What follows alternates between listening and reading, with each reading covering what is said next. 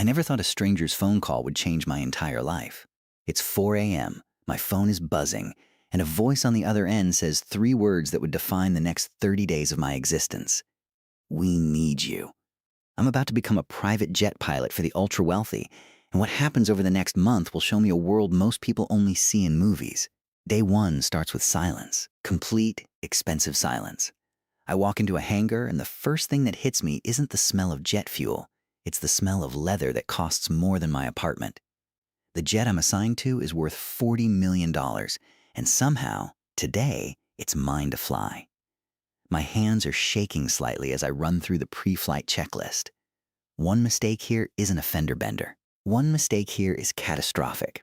My first passenger is a tech founder who doesn't say a single word to me the entire flight. He just stares at his laptop, moving numbers that probably mean more money than I'll make in 10 years. By day 5, I realize something strange. The richer the client, the quieter they are. There's this businessman who flies with me twice this week, and both times he just sits in silence, staring out the window like he's looking for something he lost a long time ago. I start wondering if money buys freedom, or if it just buys a really nice cage. Day 8 is when things get intense. A last-minute charter, a medical emergency. We need to get a transplant organ across the country in under 3 hours. Air traffic control clears our path like the sky itself is holding its breath for us.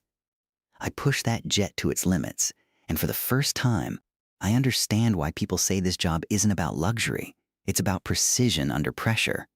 We land with 11 minutes to spare, a life saved, and I didn't even see the patient's face. By day 12, I start noticing the passengers who scare me more than turbulence ever could. There's one man, always alone, always making calls in a language I don't recognize, always paying in cash that gets quietly handled by people who never make eye contact with me. I don't ask questions. In this job, I've learned fast. Some doors you don't open, some flights you don't ask about. Day 15 brings glamour I never imagined. A pop star boards with an entourage of 12 people, and within minutes, my cockpit smells like an expensive perfume convention. She asks me to fly lower over the coastline so she can film content for millions of followers. I do it, not because I have to, but because when someone offers you a tip that equals a month's salary, you find a way to make it happen safely. By day 18, exhaustion starts creeping in. 3 time zones in 2 days.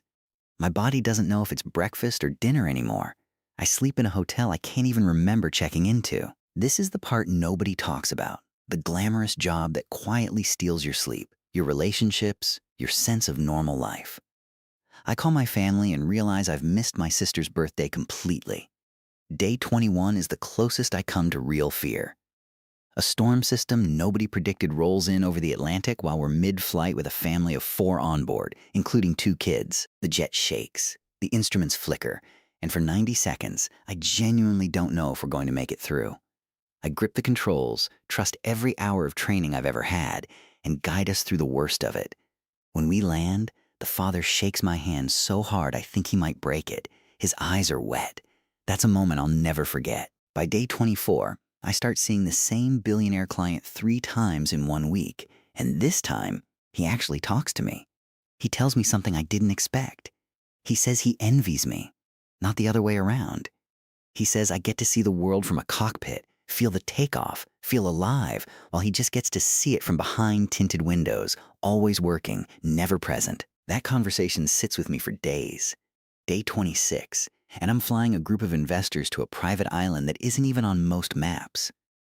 When we land, I catch a glimpse of a lifestyle so surreal, private beaches, a chef flown in from Paris just for one dinner, that it feels like stepping into another dimension. But I don't get to stay. I refuel. I wait, and 6 hours later, I fly them right back out. I'm a witness to luxury, never a participant. If you're still with me at this point, you clearly love stories like this one. So do me a huge favor and hit that subscribe button and drop a like. It genuinely helps this channel keep making videos like the one you're watching right now. Day 28, and something shifts inside me. I'm flying a young couple to their wedding destination, and unlike every other flight this month, they're holding hands, laughing, completely present with each other. No phones, no business calls, no cold silence. Just 2 people excited about their future. It's the happiest cabin I've flown all month, and ironically, They're probably the least wealthy passengers I've had.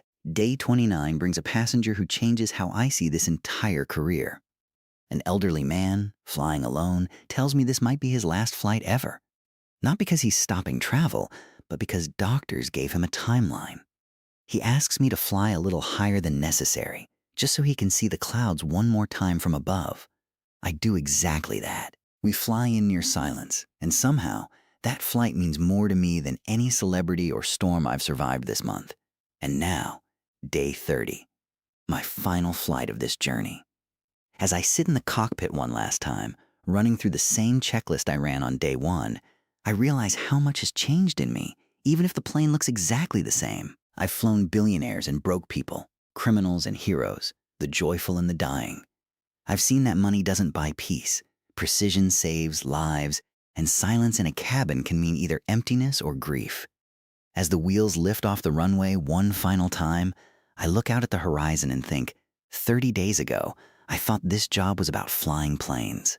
Now I know it was really about flying people, closer to whatever they were chasing, running from, or hoping to find, one flight at a time.